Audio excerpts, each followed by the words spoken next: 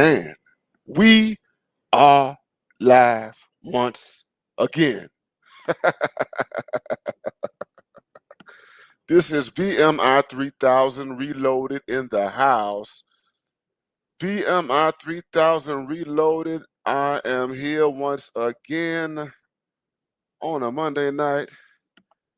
Brothers, I did not plan doing this stream, but I just wanted to come out here, man, and just say a few things about this culture that we are living in, and say something about young men.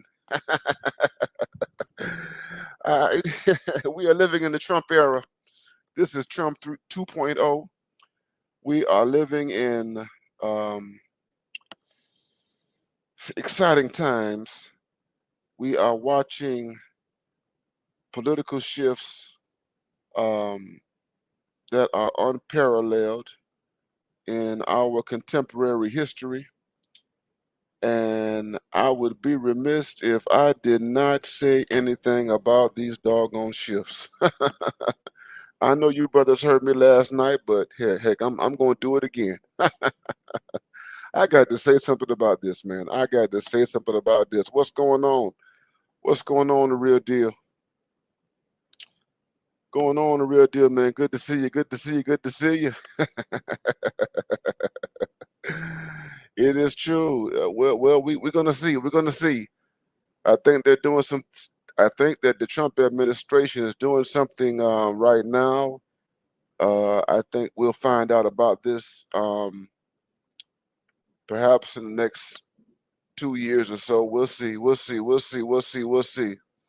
Good to see you, man. Good to see you. Good to see you. My man, my man, my man, my man, DJ B-Slide 1965. What's going on? What's going on? Salute to you, my brother. Salute to you. Salute to you. Salute to you. My man Brandon Penn, what's going on, man? Good to see you, brother. Ain't seen you in a long time. I haven't seen you in a long time, man. Good to see you. Good to see you. Good to see you. Good to see you, my brother. Good to see you. Pookie, the Pookie and Ray Ray show, man. Salute to you. Salute to you. Salute to you. Salute to you. Salute to you. Do you guys know who this woman is, man?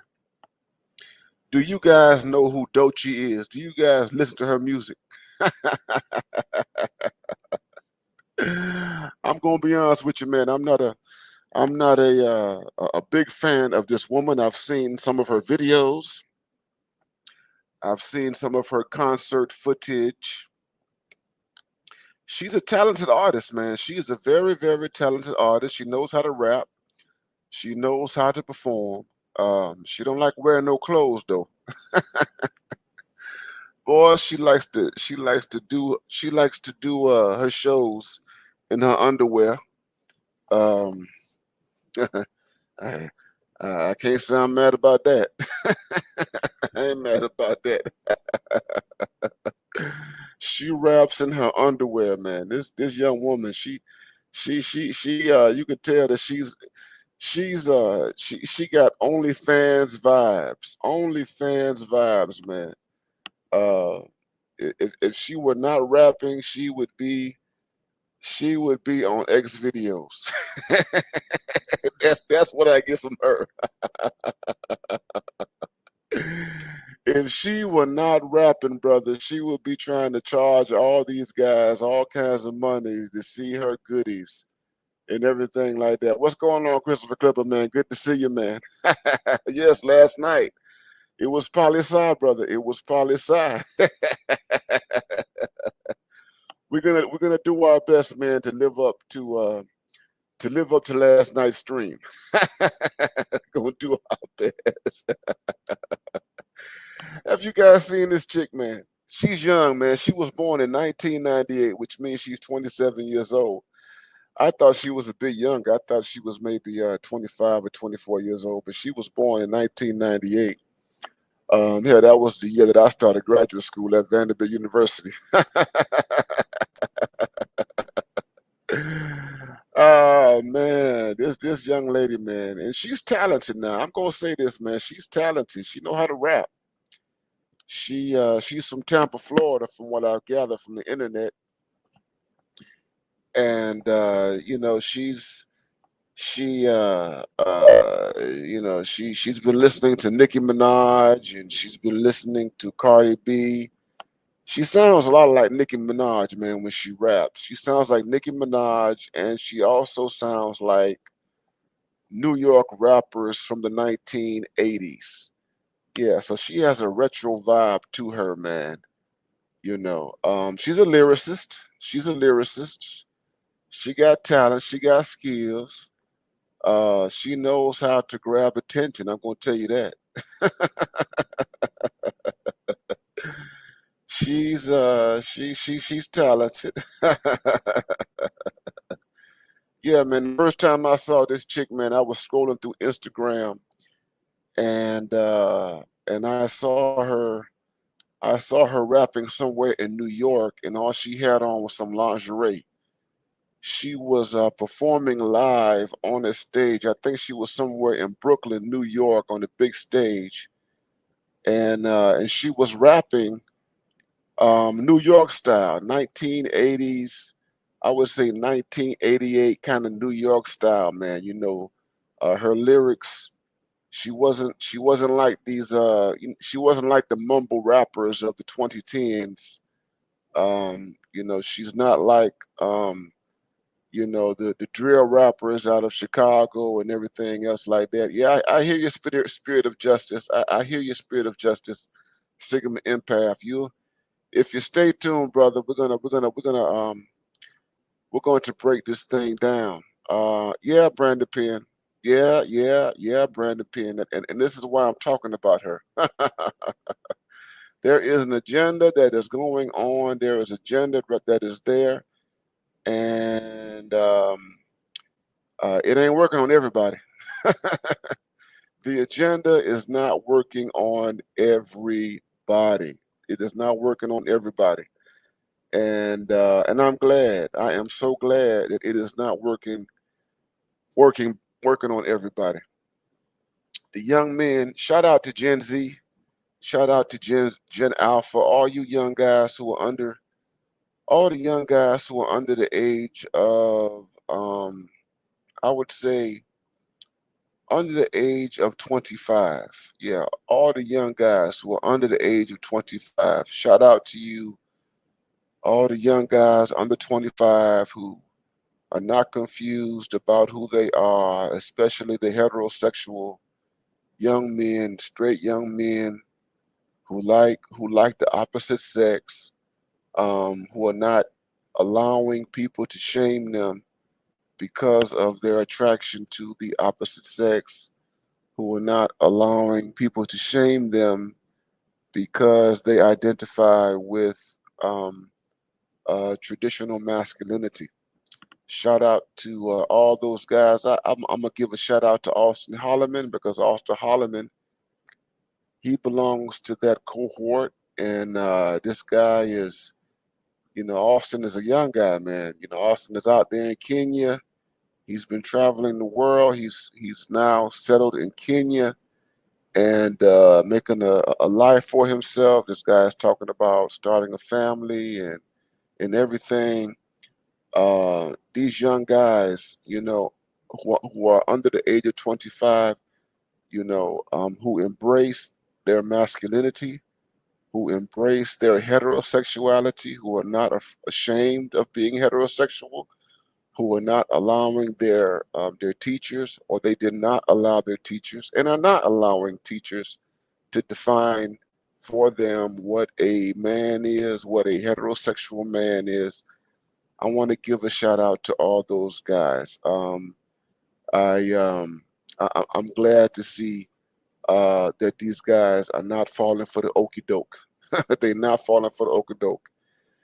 Yeah, Spain, man. Yeah, man. She has a throwback flow. She has a throwback flow. She knows how to rap. But she's on some weirdo stuff, and we have to talk about the weirdo stuff that she is on. Yeah, this chick is on some weirdo stuff for real. You know what I'm saying? And we got to talk about it, man. And the young men. And the reason why I'm out here tonight is because she's gone viral. This chick has gone viral. What's going on, Buki Cabal?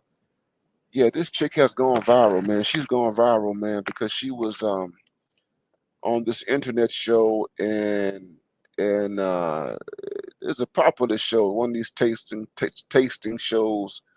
Y'all know that internet show. I don't know the exact name of it. I don't remember all this stuff, man. She's tasting um food that has different peppers on it and all this kind of stuff. And somebody asked her, or at least the host that she was being interviewed by, was asking her, what is a red flag? What is a red flag to her in a man?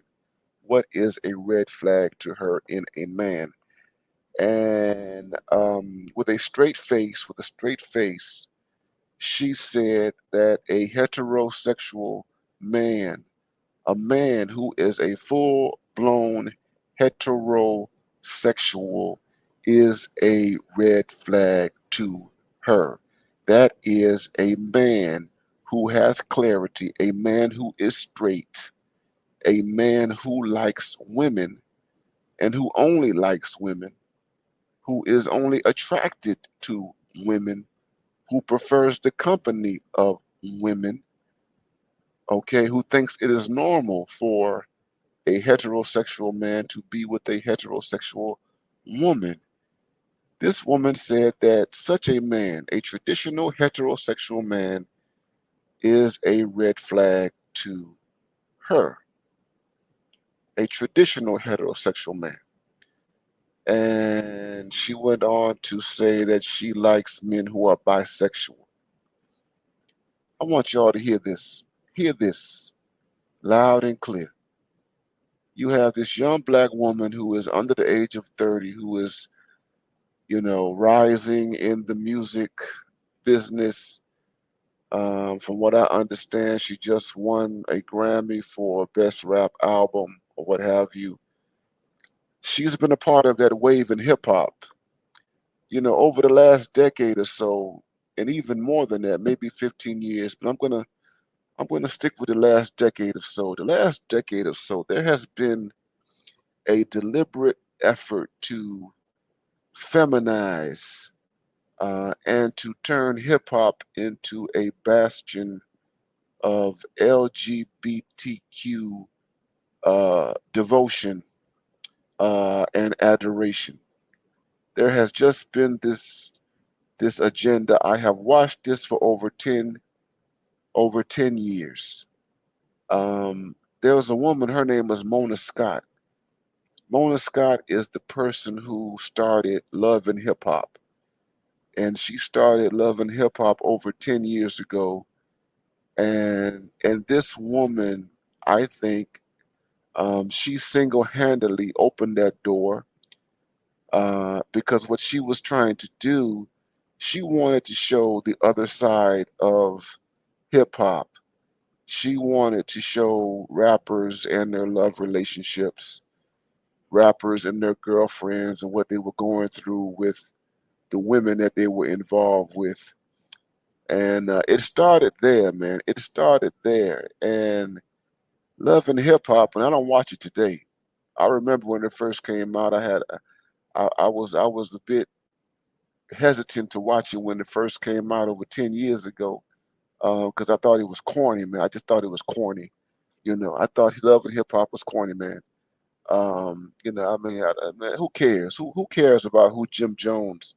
Who cares about Jim Jones's girlfriend? You know what I mean? Who cares about Trick Daddy's girlfriend? Who cares about uh, the girlfriend of all these rappers and all that kind of stuff? Who cares? She wanted to turn this. She wanted to turn hip hop entertainment into this place to promote no talent having individuals. These guys have made their names in the rap game. They've produced albums, they've toured the country, America that is, they've toured the world, and she thinks, okay, we need to shine a light on their relationships and their non-talent having girlfriends. And once she did that, she didn't stop. She began opening the door to other things, and before you know it, Mona Scott is promoting, gay rappers and gay R&B singers and gay relationships, bringing in transgenders and everything, and a show that began basically focusing on these rappers and their girlfriends. But the draw was mainly the rappers. It was the rappers, right? Because they're the ones who get the attention. They're the ones who made hip hop. It's the heterosexual males are the ones who made hip hop. You know, and but once she got that thing off the ground, before you know it, love and hip hop just became a big poster child for all kinds of stuff, LGBTQ stuff. You know what I'm saying? That's what it was. And let me just be clear. Let me just be clear. Yeah, Mona Scott is Caribbean. She's Haitian. Thank you for that, Wayne Black. Good to see you. Mona Scott is a Haitian person from New York City. She's Haitian. Okay, and that's something to point out because a lot of these hip hop oriented uh, entertainment outlets that we see today, yeah, it is true. It is true. They were started and founded by Caribbeans or Africans. Um, uh, what is it? Q, that dude Q, he started World Star Hip Hop, back in 2010. Q was a Haitian dude as well. He's a Haitian dude as well. And you have all these other derivatives. You got the Shade Room, and you got all these other people. And a lot of these people are from New York City. They're from New York City, man. What's going on, cynical optimist? These are people from New York City, man. So you got a lot of folks in New York City, and I want to put a highlight. We got to talk about New York City, man, because New York City is basically LGBTQ central, man. That's New York City, and then outside of New York City, you've got Miami, my hometown. You've got San Francisco, and you have Atlanta, Georgia. So you got New York City, you got Miami, Florida, you got San Francisco, and you got Miami, and you got Atlanta, Georgia. These are major hubs for LGBTQ culture and politics and all things related. And I'm gonna be honest with you guys. I came up. I've known and I know a lot of LGBTQ people. I've got friends who are LGBTQ, and I have no shade, no problems with the LGBTQ and everything. Do what you do. You know what I'm saying? I've always supported the right for these people to be left alone and to not have to not have them be targeted, for hate crimes and being discriminated against and all of that. You know, I work with LGBTQ people. I'm in academia, and there are a lot of LGBTQ people who are in the world of academia. They're in Hollywood. LGBTQ people are in politics. LGBTQ people are in business. LGBTQ people are everywhere. You know what I mean? And as I said last night in my other stream, they have entire governments. The LGBTQ people, they have entire governments all over the world supporting them. They've got billionaires backing them. They've got trillionaires backing them. They are a powerful, powerful force on planet Earth. Although they are small in number, they are very, very minuscule in terms of their population, but they exert a lot of influence on the culture. You know what I'm saying? So it is what it is. I've written about LGBTQ, and all of that kind of stuff. But this stream that I'm doing tonight is to create a line of demarcation, brothers, and to put some things in context. We got to put some things in context, man. And this artist Doce, she's a young woman, and she expressed some things, man, that um, need to be addressed. They just need to be addressed. As I said, Mona Scott, there was a concerted effort to turn hip hop gay, and I'm not going to flinch about it. There was a concerted effort over 10 years ago to turn hip hop gay. Okay, to move hip hop away from its masculine. I'm going to say this is hyper masculine origins, to move it away from its hyper masculine ethos. And when I say hyper masculine, I don't say hyper masculine in the ways that the feminists talk about it or anybody else talk about it. I'm just referring to traditional masculinity that deals with competition, that thrives on aggression, that is interested in money, power, building, all these things, man. All these things, man. You know what I'm saying? And so uh, I don't see, and you all know, you all have followed me long enough to know that in this space right here, we don't demonize heterosexuality. We don't demonize it. We know that we have knuckleheads amongst us. We know that there are psychopaths that exist among all populations of men. And we have institutions. There are institutions all over this country, um, designed specifically for men who are psychopaths, men who cannot control their aggression, men who have no discipline whatsoever, and those institutions are called prisons. They are called prisons. We have penitentiaries for men who are unhinged, and they have existed for a very, very long time. So there's no defense of undisciplined, unhinged men um, on this platform right here. You understand what I'm saying? But there has been this major, major push to push feminism through hip hop, to push lesbian feminism through hip hop, to push bisexuality, to push homosexuality, and all of that.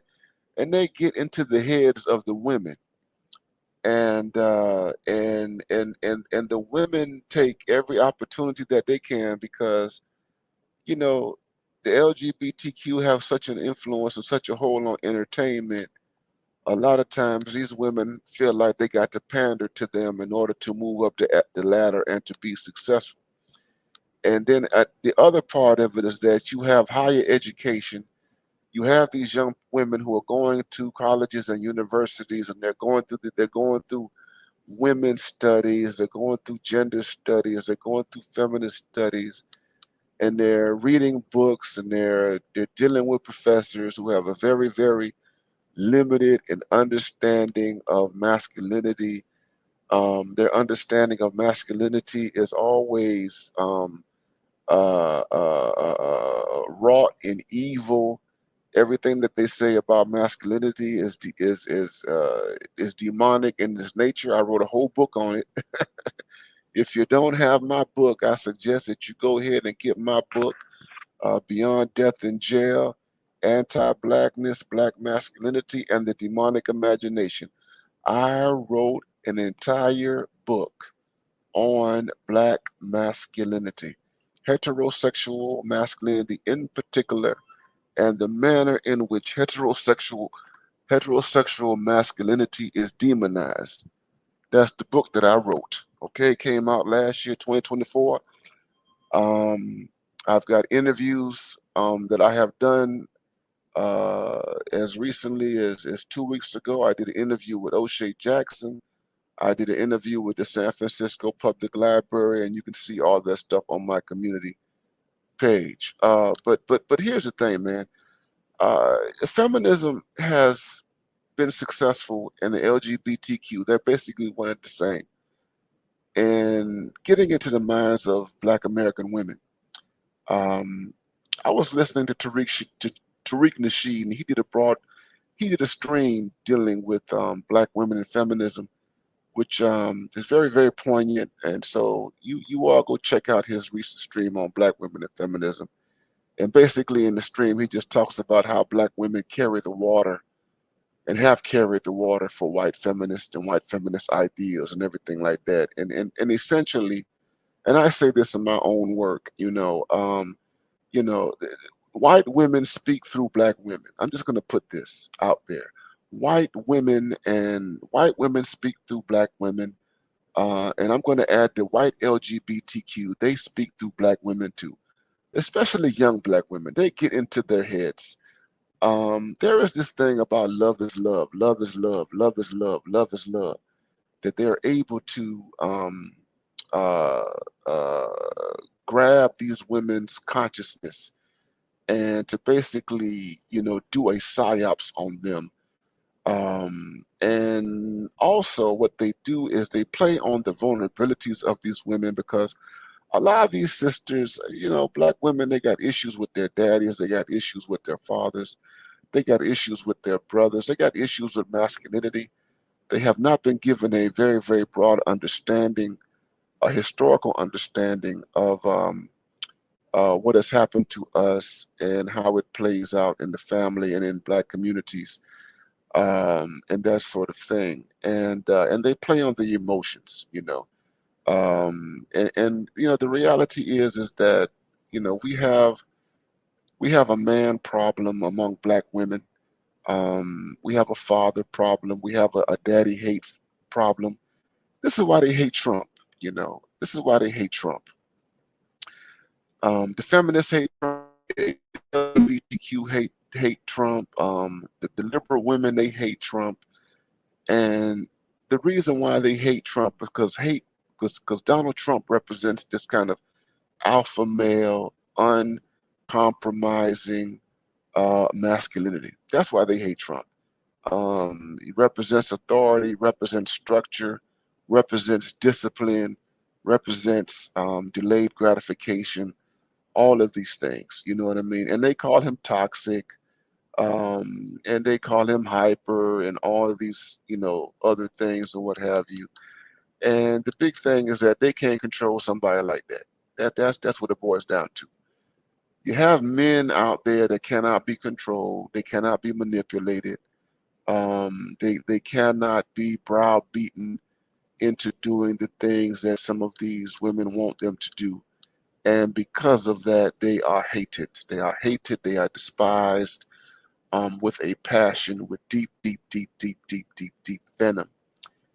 And so you have this young woman, Doce, who's a product of that, and she's into it and everything like that. She thinks that um, a man who is bisexual is, some type of ideal man, and that there's something wrong with heterosexuality. And you have to ask yourself the question: where do you get these ideas from? Where do they come from? Who taught you? Who taught you that there's something wrong with a straight man? Who taught you this? Who taught you this? Okay, I know who taught you this. I know who taught you this. The LGBTQ taught you this. The feminists, they taught you this. The white feminists taught you this. The Black feminists taught you this. The Western feminists in general, they taught you this. They taught you. They taught you, man. Yeah, she just came out of nowhere, Truck Turner. She came out of nowhere. And her coming out of nowhere is a part of something that I'm talking about in terms of this kind of agenda that we have seen over the last 10 years to neuter hip hop, to water it down, and to get heterosexual masculinity completely out of hip hop. You understand? Um, we got Dr. T. Hassan Johnson in the house. What's going on, Dr. T. Hassan Johnson in the house? This is agenda, man. This is agenda. Uh, yeah. You don't have a woman talking like that, you know. Um, I'm old enough to remember. I'm old enough to remember when black women went hard on bisexual men. I'm old enough to remember when there was a paranoia, where there was a panic around bisexual men. I'm old enough to remember that. She says that she prefers a bisexual man. Okay. And when a woman says that, when these women say that they prefer bisexual men, basically she's telling you that she has this ideal man who is, in many respects, kind of buck broken. Okay. And they would tell you that this man embodies femininity and masculinity and all that kind of stuff. He's a receiver and he's a giver. You understand what I'm saying? This is a man who bends over. He bends over, and he also bends women over, that sort of thing. And somehow or another, that's supposed to be some type of human balance. That's some healthy masculinity, sexuality, and what have you. And there is no irony or accident to the fact that this woman has gone viral. That there is no mystery to the fact that she has gone viral, for this. Also, this young woman has done a lot of things on social media that are quite off-putting. She did a video when she was with her boyfriend, and they were playing with a gun, an unloaded gun, and had her boyfriend put the gun um, point the gun at the temple of her head and actually pull the trigger. And basically she's a an avatar. She's an avatar of a lot of reckless, undisciplined, nihilistic hedonism that is very much a part of this kind of extreme, irresponsible feminist and LGBTQ rhetoric and ideology that we have seen in recent years. It is just, yeah, she is a standard feminist upstart. Upstart, yeah, she is the epitome of recklessness. And yeah, Christopher Clipper, yeah. She said that. Yeah, she did. She idealized them, a white gay men. As a matter of fact, she says that in her book. She says that in her essays.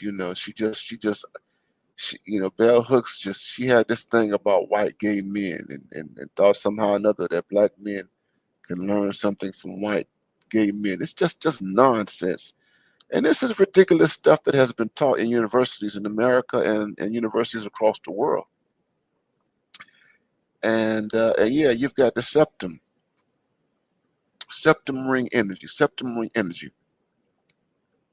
That's exactly what it is. Y'all get the likes up. Y'all get the likes up. This is BMI 3000 Reloaded. It is Monday night. It's approximately 9:45 p.m. East Coast time. It's March 10th, 2025. And I'm doing this stream because we're in a different time now. And we're in a moment where men are rejecting this. Men are rejecting this. Young men are finally, men in general, heterosexual men in general, but young men are in particular are finally rejecting this. They're just rejecting this.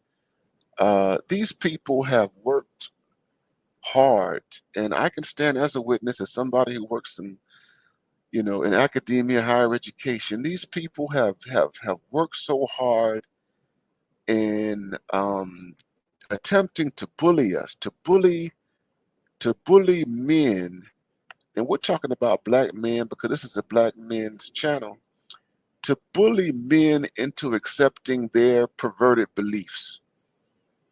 They've been working hard to bullying men into to accepting their warped view of the world, their distorted understanding of human beings and masculinity. They have been working for a long time, just pushing and pushing and pushing and pushing and pushing, their ideas and their perspectives on all of us, and attempting to shame us if we reject those ideas, and attempting to shame us if we criticize those ideas, and even to cancel us. And it got so bad, it has gotten so bad that now, you have a major backlash. You have a major backlash all around the world. If you don't know it already, it's not just in the United States, but the LGBTQ people are experiencing a major backlash all over the world. There is a backlash in Eastern Europe. There is a backlash in Western Europe. There is a backlash in Canada. There is a backlash in many Western countries. And of course, outside of the Western world, countries outside of the West, in Africa, um, China, Japan, all parts of Asia, Indonesia, Thailand, Vietnam, they don't want any parts of it. They don't want any parts of it. Now, Thailand is a little different.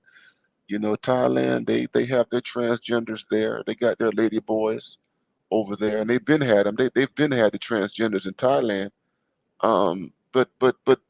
But they're not in those countries. Those people are not trying to force everybody to adopt their perspectives and to assimilate into their lifestyles. I mean, you don't have you know transgender trans women trying to shame men into dating them. That is, we have only seen that in Western societies and Western countries. Where you can watch a reality show. I remember in watching Nelly some years ago. You guys remember this? Nelly was on one of these shows, and he was on a show with one of these transgenders. It was white transgender, and the white transgender is coming on to him, and Nelly was like, "Whoa, man, that's not me. I don't go that way." And the white transgender just wouldn't let up, and the white transgender was, asking all type of questions. Well, how come we can't get together and all this kind of stuff? I'm a woman. I mean, and it's that kind of thing. You know what I'm saying? And Nelly was very, very diplomatic and was like, "Nah, man, I don't go this way. I don't go this way.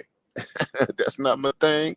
You understand? And if Nelly had, popped him, if Nelly had popped him in the chin, if Nelly had picked him up and slammed him on his head or whatever, Nelly would have been, he would have been accused of being transphobic, and he would, been charged with a crime, and they would have tried to amplify it and call it a hate crime and all that kind of stuff. And they would do it without even considering the fact that this transgender was harassing him, engaging in sexual harassment. Basically, that's what it was. It was harassment. And so, these people from New York City, these people from Atlanta, these people from Miami, these people from San Francisco, you know what I mean? Because the gay movement in this country, the LGBTQ movement, has been so successful, you know, um, they have been boldened to, cross those lines. You understand what I'm saying? And somebody said who it was.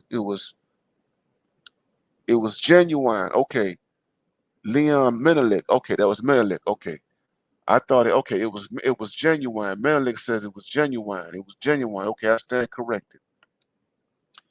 It was genuine. That's what it was. It was genuine. Thank you for that correction, brother. Thank you for that. Thank you for that correction. Yeah, yeah, yeah, yeah, yeah. It was genuine. He was trying to, harass. He was harassing this dude, man. You know what I'm saying? And And what that says, when you have a situation like that, that means is that something has gone, something has happened. Um, as you all know, Trump won the election. Trump won the election, and part of the reason why he won the election was because um, people have lost patience. Trump won the election because liberalism has ran out, tolerance has ran out for many of the extremes that have come out of the LGBTQ feminist movement. Okay, they have this is being extreme. This stuff is now extreme. You look at Dwayne Wade, and you look at his son, who he has transitioned along with his wife, who is the mastermind. I believe she's the mastermind behind it. I believe that Dwayne Wade's wife, Gabrielle Union, I think she's the mastermind behind this little boy being out here in the public, dressed up like a girl. You understand what I'm saying? And Dwayne Wade, he might have his own issues with sexuality, but I think that the wife, I think that she's the principal player in all of that. You understand? And she has that feminist consciousness and all that kind of stuff. And you got to be careful. And this is why you have to have boundaries, man, because what happens is that you have women, they want to impose their own weird ideas on men, and they want them to adopt these ideas, and they try to shame men into adopting these ideas. And if they don't shame you, they want to bully you into it. But going back to Trump, and going back to MAGA, and going back to the conservative movement, and going back to the Republican Party, and going back to what is happening all over the country, there is a backlash towards all of this. It's a major, major, major backlash. Okay.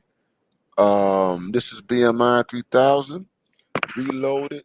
Y'all hit the likes, get your likes up. If you want to donate, please do so. Cash at BMI 3000, cash at BMI 3000. Um, uh, you can do the super chat if you want to. You understand? Yeah. So there's a backlash all over the world. There's a backlash all over the world. Um, against it. And I'm going to tell you why there's a backlash. Well, I've given you some ideas as to why there's a backlash, but just to add some more, flavor to it, is that the gays were successful. The LGBTQ movement was successful. They were able to get anti-discrimination, you know, legislation, put in place. For them, they were able to get gay marriage and everything like that. The gays from back in the days, you got gays who were in their 70s and 80s. They wanted basic stuff. They were like, okay, just leave us alone, just leave us alone. And then you had the other gays who were like, well, we want to get married, we want to get married, we want to get married. And so they pushed for marriage. Okay. And so when we thought that the gays, were happy, we thought that the LGBTQ people were satisfied. Then they came around and said, no, we want more. We want more. We want transgender rights. We want respect. We want to be recognized, in terms of, our trans identities and all that kind of stuff. The T's began to kick in, you know, and then they even went beyond that and began, um, an effort to educate. We want to educate the public. We want to educate K through 12. We want to teach kids how to be gay friendly, LGBTQ affirming. We want to teach children, in their minds, a different view of human sexuality. Basically, we want to engage in social engineering. They crossed the line. They crossed the line. They went from not wanting to be discriminated against. They went from, making very rational demands, reasonable demands. Leave us alone. Leave us alone. That's what their demands were. Leave us alone. They went from that to we want to teach you. They crossed the line. We want to teach you. We want to indoctrinate you. We want to rearrange your psychology. We want to give you a new theory of human nature. Okay? And once they crossed that line, once they crossed that line, that's when the backlash began. Okay? Okay? That's why Trump has stripped all of the LGBTQ paraphernalia from government buildings. There's no LGBTQ flag, no rainbow flag on the White House lawn. There are no, um, there's no evidence of LGBTQ stuff on the government websites. They scrubbed it all off, and they don't want any type of symbolism. They're going after their Pride Month and all that kind of stuff because they crossed the line. You see, they crossed the line. You understand? And the analogy that I use, is like going into a casino. Some of you guys are gamblers. Some of you guys are gamblers. They wanted to create more. They wanted to create more. Some of you guys are gamblers. You guys have gone to Las Vegas, and you have gambled. You played the slot machines. You played blackjack and everything else like that. And just imagine if you go to Las Vegas, man, and you get lucky, man. You walk into the casino, man, and you just start hitting. You just start, winning left and right, left and right, left and right, left and right, left and right. And you're getting all this money, man. At a certain point, you need to leave the casino.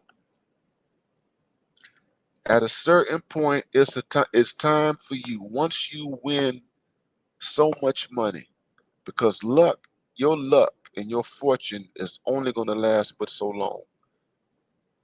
At some point, you need to cash out and you need to leave the casino. You don't need to continue gambling. You don't need to continue gambling. And I'm going to tell you what the LGBTQ people did. They got lucky. They were hitting those slot machines. They were getting all this money. They were winning and winning and winning and winning and winning and winning and winning. And you know what happened with them? Their greed got the best of them, and they refused to leave the casino when they were at their peak, and they continued to gamble and gamble.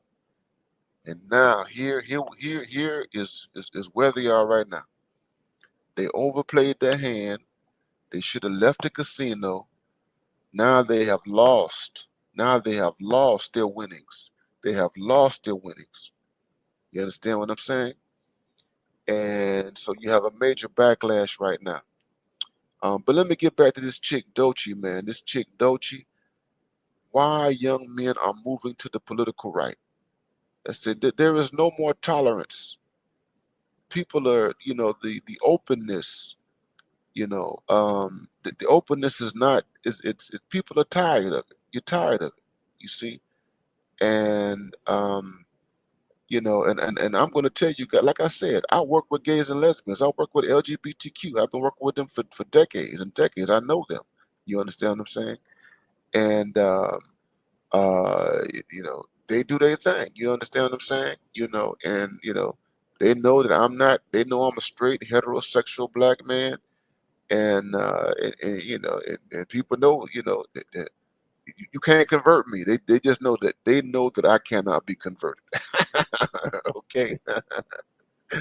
It's just the way it is. You understand what I'm saying? And but you have people out there who they want to convert people and stuff like that, and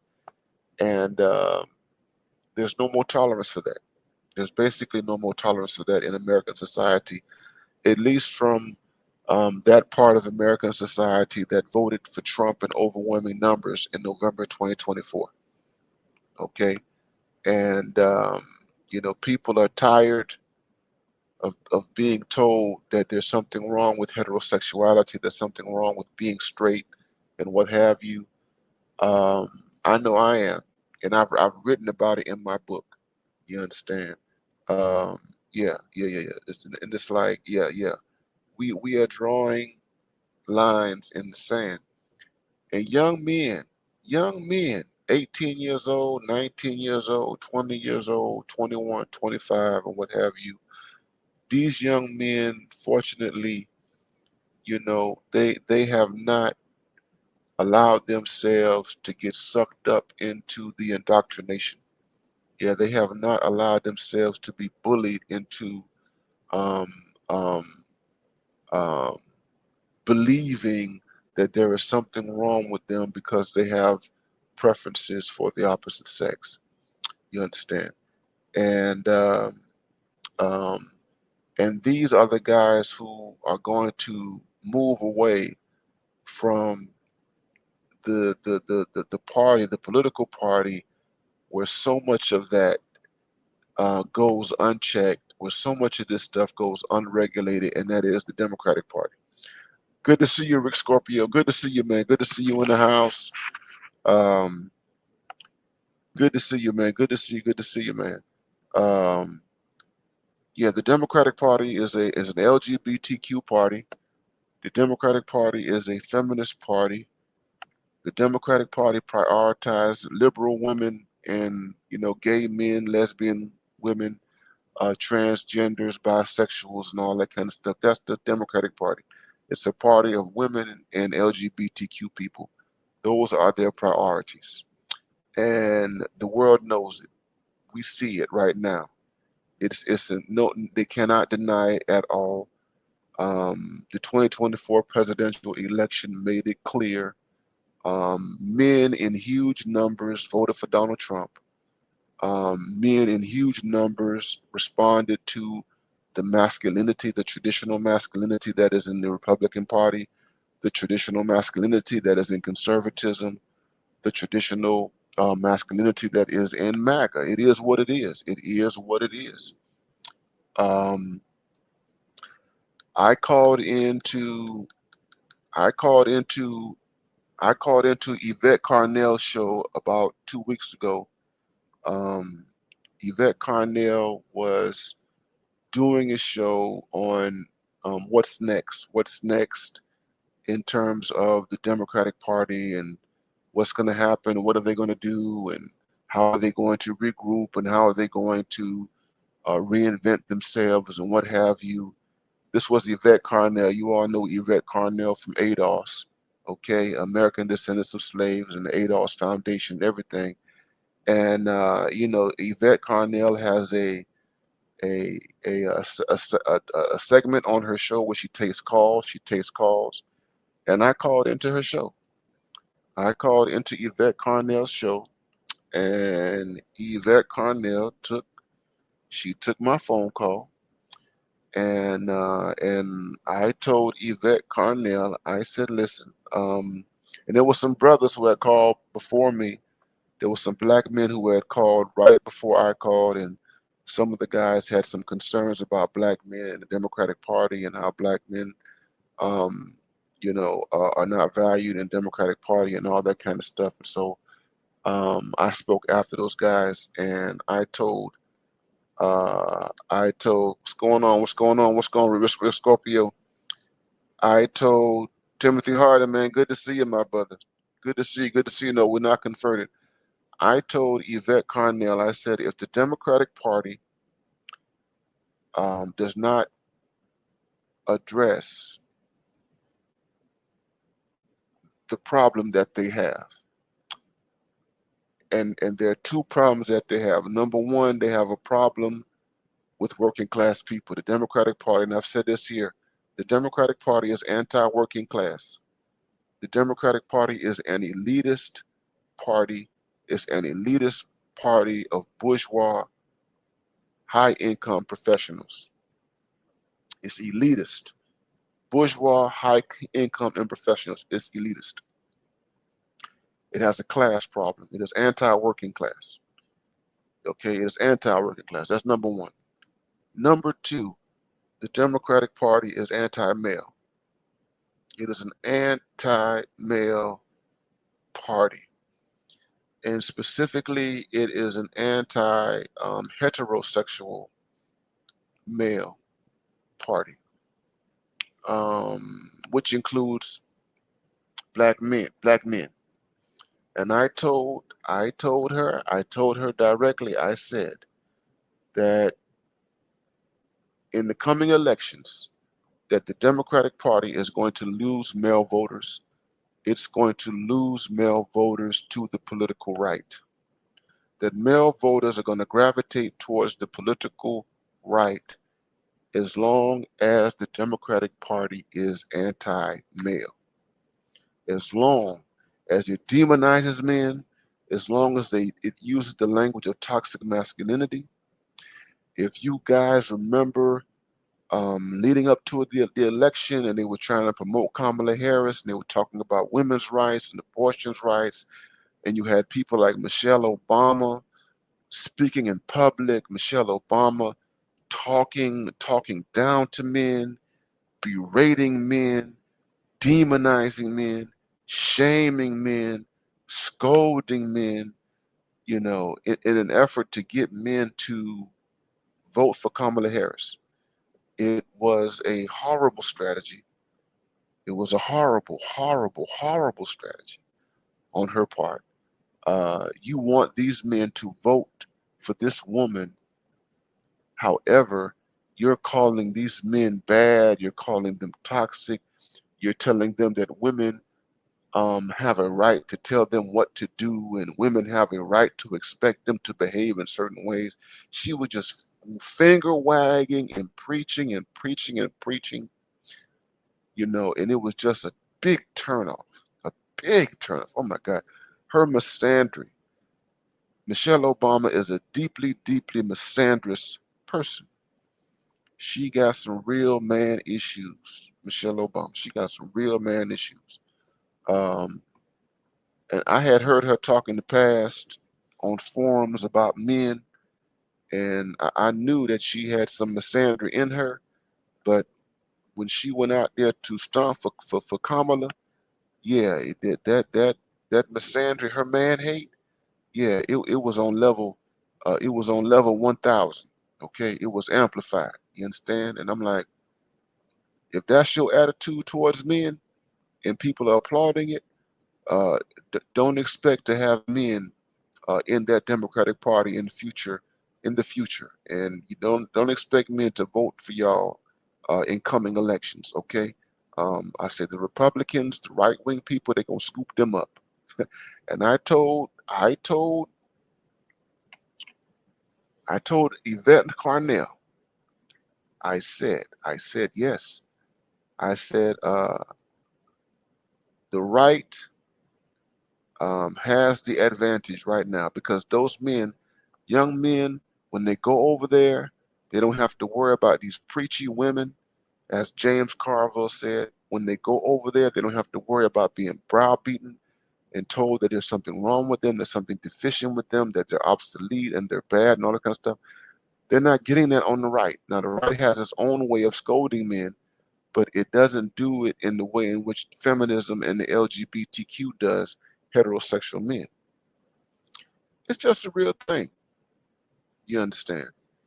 And that that is where, yeah. And I told Yvette Carnell, I was like, yeah. I see. As long as these people have this posture towards men, the right wing is going to make a home for them. That's it. They're going to gravitate towards the right. And here's the thing: there has been a lot of conversation in recent days about the political differences between men and women. Some of you guys have seen some of these polls that have been taken about um, the perspectives that men have on politics and how they vote, and the perspectives that women have, and it seems to be and it's very, I mean, it's more complicated than some of the data shows, but in general, what is being said is that women are right now are leaning towards liberalism and leftism, and men are leaning more towards conservatism, traditionalism, and the right. And I think in a very basic way that is true. I think it is true. I think there's some nuances that are there. You understand? Um, because I don't think that men are just completely conservative like that. You understand? But the point is that um, lines of demarcation have been made. Lines of demarcation. Okay.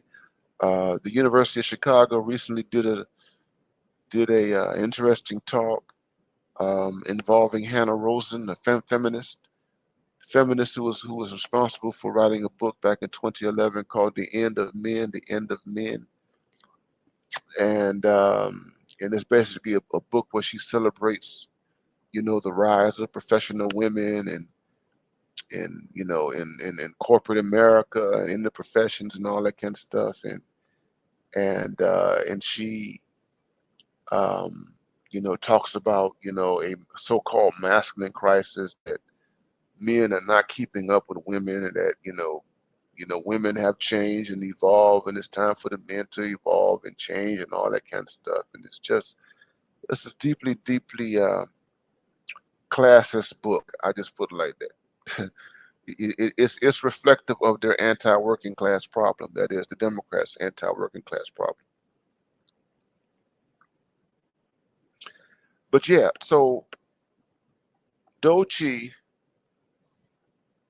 Doechii is symbolic of what I see um, young men rejecting. They're rejecting that, and they're not going to be messing around with people like this. These women who have these ideas. They talk about gender fluidity and they talk about being non-binary.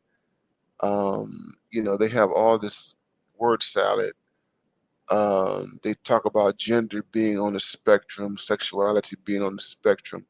If you meet a woman that tells you that she thinks that sexuality is on the spectrum, brother, um, I think you need to run for the hills, okay? And she starts talking about non-binary this and non-binary that. She starts talking about gender fluidity. If she starts talking to you like that, and especially if she's a black woman, just know that there's a white woman who is speaking through her. Okay, um, it is what it is. Um, these ideas are very ridiculous. They're very problematic. They're problematic because the people who promote these ideas want us to believe that somehow or another our society is going to be better, that our civilization is going to be more advanced if we adopt these perspectives. That's what they want us to believe. People like Doce, and it's not just her because she gets this stuff from older women. I saw a picture of her on Twitter holding Bell Hooks' book, "Ain't I a Woman?" Black women and feminism.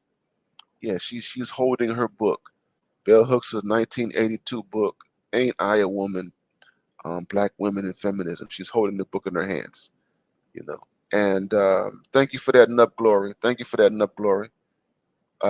He said what Doechii and Jasmine Crockett have in common is that they are plants from the DNC who get paid to be anti-black misanders. Absolutely, yeah, they are. They are. And you know, the reality is that when we look at feminism as a whole and with black women, yeah, the black women have carried water for this movement for decades. For over 50 years, they've been carrying water for this movement. And like I said, I was listening to Tariq Nasheed, his broadcast. He did a broadcast on Doechii, and he was talking about, black women and feminism and all that kind of stuff. And he talked about it too in his own way. Just been carrying the water. These people have no independent ideas. It's brainwashing. Tommy Curry, when you read Tommy Curry's book, The Man Not, and you read Tommy Curry's analysis, of feminism, what you learn is that their ideas, the ideas that the black feminists have used, are just basically derivative of white women's ideas. They get them from white women. Everything that they get, it comes from white women. They're not very original. That white women speak through them.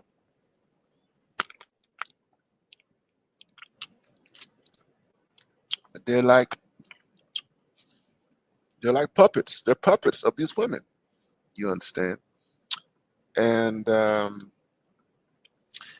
yes, man, you had the BLM manifesto. And the thing about this stuff is ridiculous. I wrote about the manifesto in my book.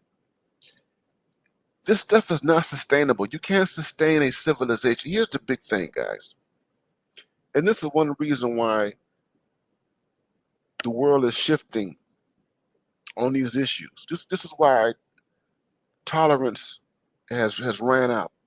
Liberal tolerance of a lot of these perspectives. I don't think that the LGBTQ have to worry about, being targeted for hate or anything like that. But what's happening is that, boundaries are being set, or being reset, in different ways. These weird, crazy ideas that these people have about sexuality cannot sustain a society. You can't sustain a society with these ideas. You can't sustain institutions with these ideas. That's why there's the backlash. Okay, you can't run a government if you have a worldview that is shaped like this. You can't run a business if you have a worldview that is influenced by these kind of ideas. Okay, your society doesn't have a future if you hang your society's future on the back of these ideas. You understand? Because this ridiculous stuff has no track record. It has no track record anywhere. You understand? And it's just this stuff is utopian sexual. These are utopian sexual desires and fantasies. All right, and someone has to put their foot down to say no. Somebody has to say that we're not going this way. Somebody has to say that this is some BS. This is some BS. That's why Trump issued the executive order where he declared that the U.S. government will only recognize two genders, male and female. They oh my God, that was a devastating blow to a lot of the people in that feminist LGBTQ crowd. Okay, but somebody had to say it. I said we only recognizing male and female.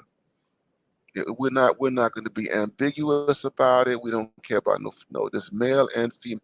This is the human species. Gays and lesbians, they are an anomaly. The transgenders are an anomaly. They're not the rule to humanity. They are the exceptions of the rule. You don't take an anomaly. You don't take an exception and turn it into a rule. That's just that this is unscientific. It is irrational. It is illogical to attempt to do that. There's no precedent. There's nowhere in history where you can point to any evidence where such is the case. You understand? And that's just a real thing. Thank you, Get a User. He says, I'm late for this, but thanks for calling out Miss Obama on her misandrous. Saying it for the longest. Yes, she's very, very misandrous. Very, very misandrous. Intensely misandrous, you know. But young men are rejecting this. And I suspect that as time goes by, as this new administration continues to move forward, and as these Republicans continue to do their things, that more and more young men are going to gravitate towards the right, because the left is just simply hostile to masculinity. That's it. It is just completely hostile to it. Liberals and leftists have they just they don't know how to deal with masculinity, but especially heterosexual masculinity. And as you see right now, you see them trying to fight Trump, and you see them trying to fight the new administration. Who are they showing to you? Who are their fighters, man? Who are their fighters? The fighters are not really men. You know, their fighters are not men. Their fighters are mainly women. Okay, you know, the people who they got out, the Jasmine Crockett, one person. You know, that's their bench. That's their fighting. You understand what I'm saying? And um, they're not going to go anywhere. They're not going to go anywhere with their fighters. Their fighters are no match. They're no match for the team that Trump has. No match. You understand? And it is what it is. But Doce is one of the youngest versions of this indoctrination problem. And um,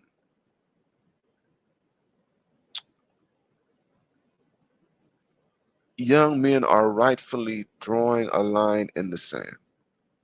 And men have to draw a line in the sand.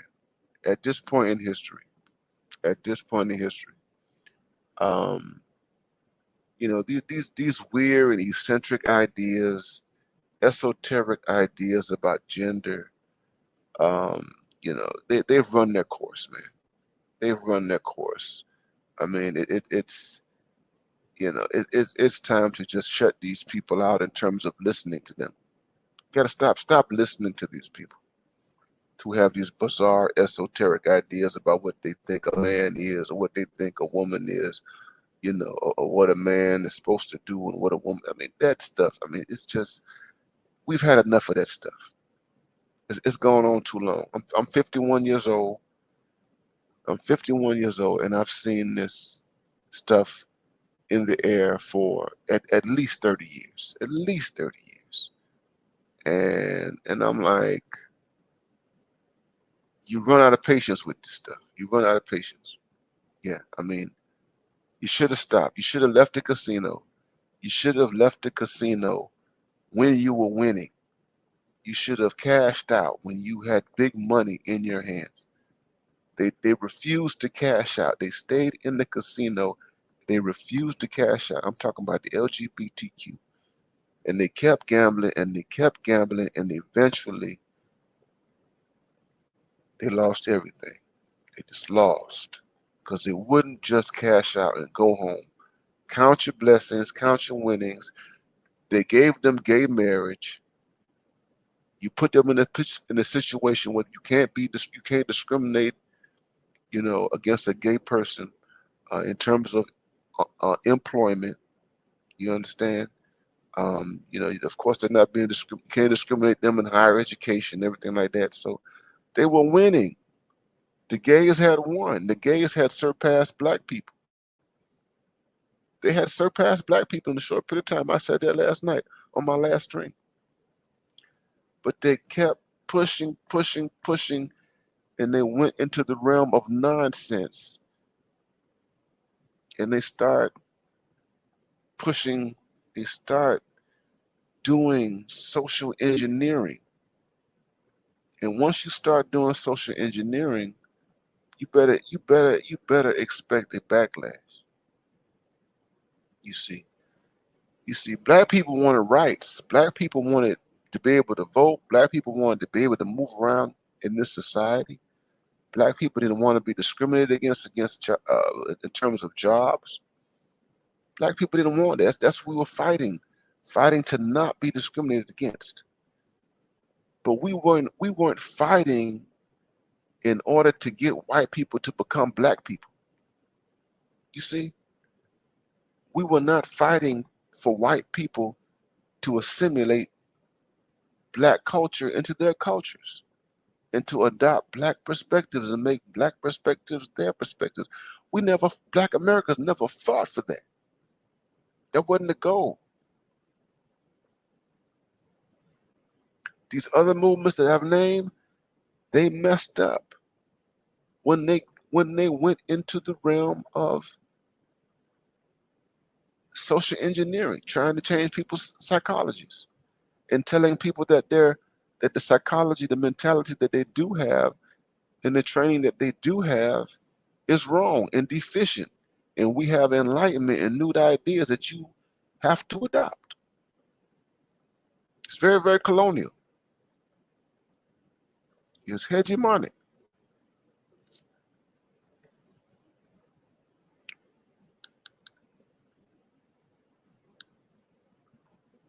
That's it.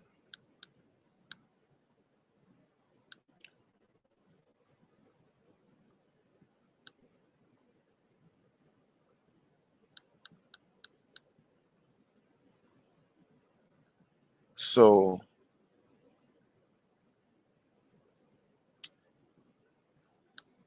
this is where we are. This is where we are, guys. Um, and it's a good thing. It's a good thing. After 30 years,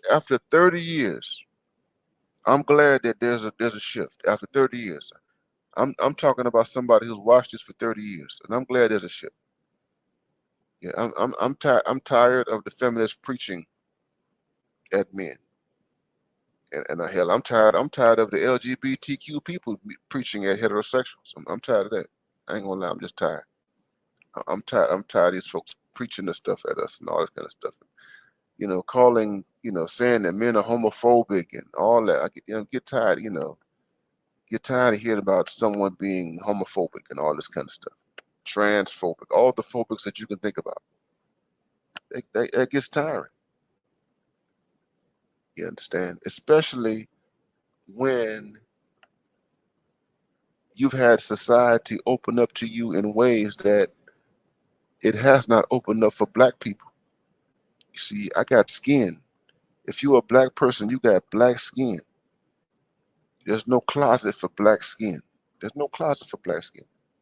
You understand? And as I said last night, the gays have seen more advancements in a very short period of time, 30 years, than black people have seen with respect to racial progress in the last 150 years. We've been struggling and struggling for over since being free from slavery, and even before that. I'm being generous, but what I'm saying, you can take 100 years. You could take the early 20th century to this point, and I'm being conservative. We've been struggling for generations and generations and generations and generations, and we are still seen as N-words. These people just begin their pushes in a very, very robust way in the 1990s, and by the time you get to Obama's second era, they got gay marriage, and by the time you get to Obama, they're destigmatizing homosexuality, and you got gay stuff on TV and in cartoons and at the airport, all over the place. You understand what I'm saying? And they're teaching it in colleges and universities. These people have seen more success in terms of their situation than black people have seen with respect to theirs. That's just a fact.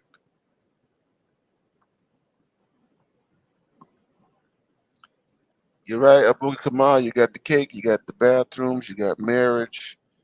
Yeah, it was a complete war.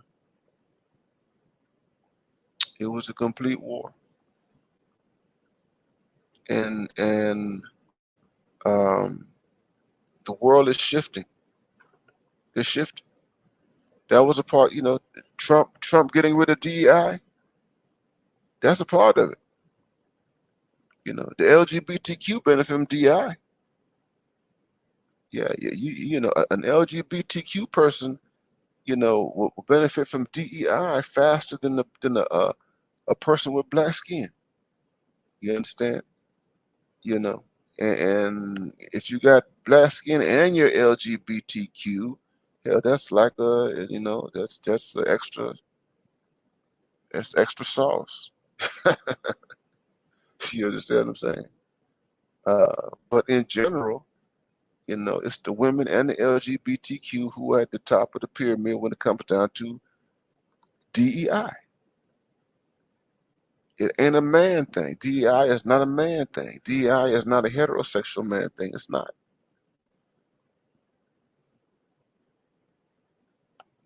That's it.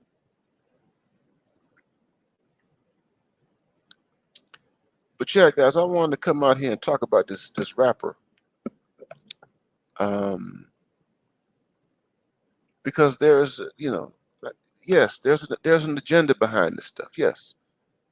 And it's funny that the gay people, they try to downplay. When people on the right say that there's a gay agenda, they get offensive about it, and they try to pretend as though there is no agenda, and when the people on the right say it, the gay people read it as an expression of homophobia, you know. And in some respects, it is. Some of it is an expression of homophobia, but it's not just homophobia; it's a real thing. You know what I mean? Yeah, that y'all got a political agenda, and there's a backlash right now. There's a backlash, and there's a strong possibility that the Supreme Court might reverse their decision, the decision that was made, in the early part of, in 2013, I believe, 2015, 2015, yeah, when they made gay marriage legal. It was 2015 when gay marriage became legal. There's a strong possibility that the Supreme Court might change its mind on that. So that's a part of the backlash. That's a part of the backlash, bro. You understand? You know, you know, you got to. You had success. You got greedy. You got too greedy, and now there's a backlash. Anyway,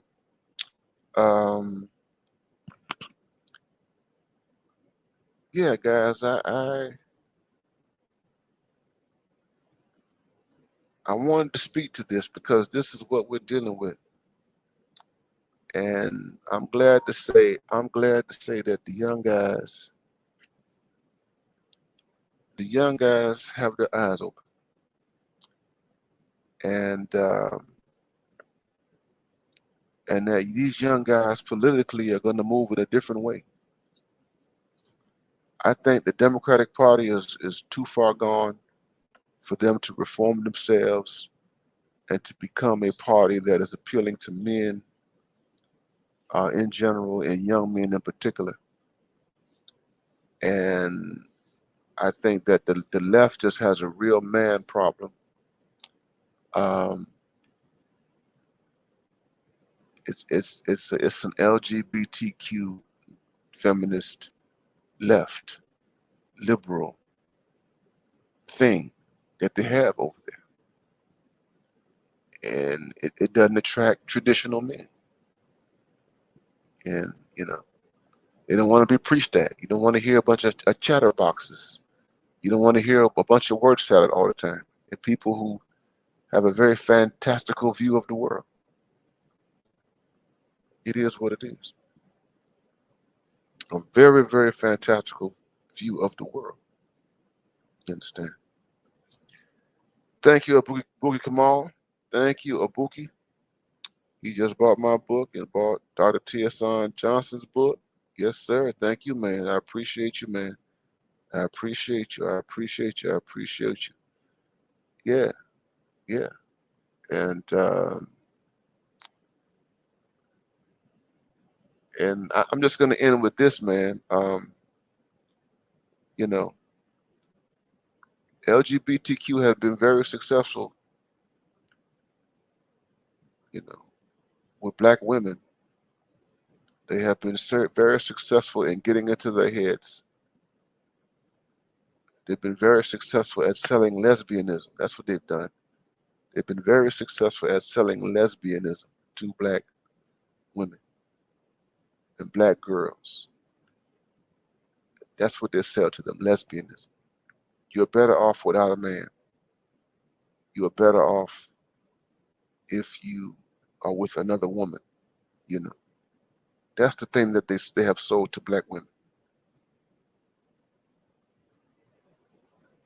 You're better off with other women. And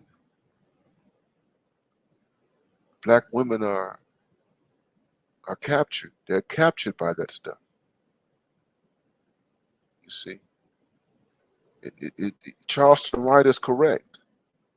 Charleston White said this, that these black women, you know, are the greatest champions of LGBTQ stuff, the heterosexual women. It's a bizarre thing. It's a bizarre thing.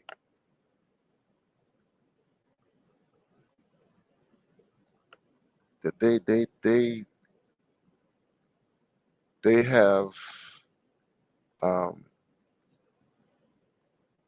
wrapped their arms around it in a very, very deep way. And they're selling that shit to their daughters. And do you think, what do you think? What do you think that means for the future? You selling lesbianism to these young women. They're not going to be here. This is eugenics. They're selling eugenics. This is eugenics. When you're telling these women to become lesbians, you have basically signed and sealed your fate as a population. You've accepted anti-reproduction. That's why they're so big on abortion. That's why these women are so big on abortion and always talking about reproductive politics. That's why they're so big on it. That's why. White supremacy, guys, is a very sophisticated thing. White supremacy is a very, very sophisticated thing. You know, I realize, man, you don't run the world for at least 500 years if you're white and not become a master of all sorts of techniques to control people who are not white. You just don't do that. You don't run the world for 500 years and not know how to do psyops and to not know how to engage in all sorts of brainwashing. And here is evidence of this type of brainwashing through media, through media, love and hip hop, you know, Real Housewives, stuff like that, popular culture, music, these rappers, and then you have education. You got colleges, you got universities, you got K through 12 education. Most of the teachers are women. I mean, yeah, when you talk about how white supremacy has planted the seeds of destruction for an entire group of people, this is what I'm talking about right here. The seeds for the destruction of black people have been implanted in this ideology, which is basically eugenics. Feminism is eugenics. LGBTQ politics is eugenics. Eugenics. But fortunately, you have young men who have strong minds and strong wills who want no part of it. They want no part of it whatsoever. And if it means that they have to become members of the political right to have some footing, it is what it is. It is what it is. It is what it is.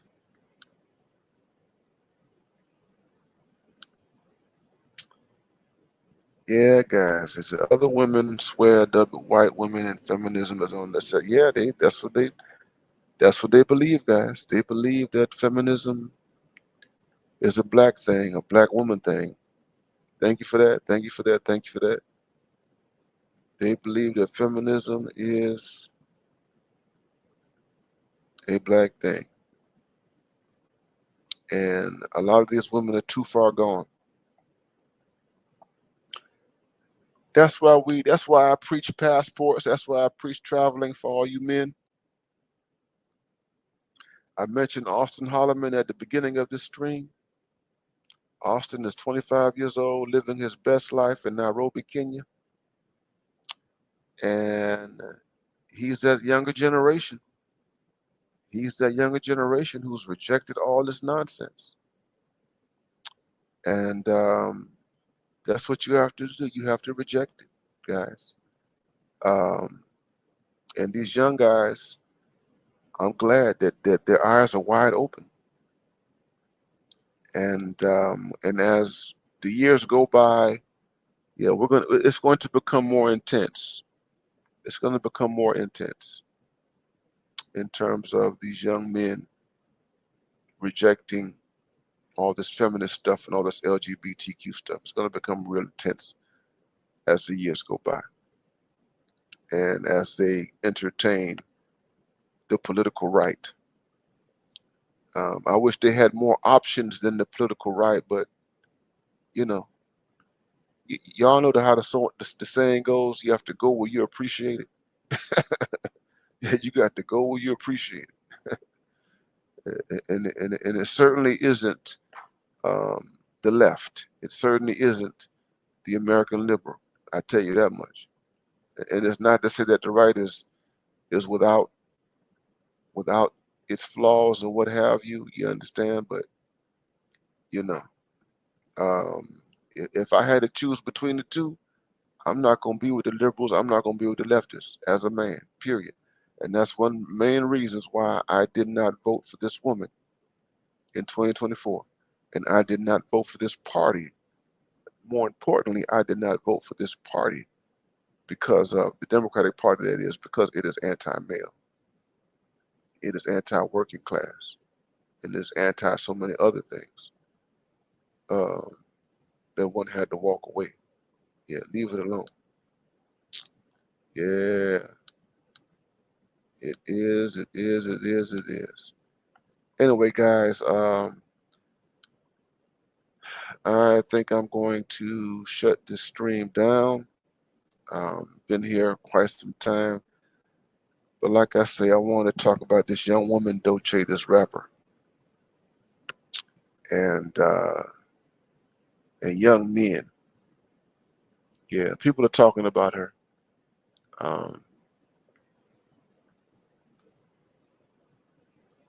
this is what these young guys have to confront.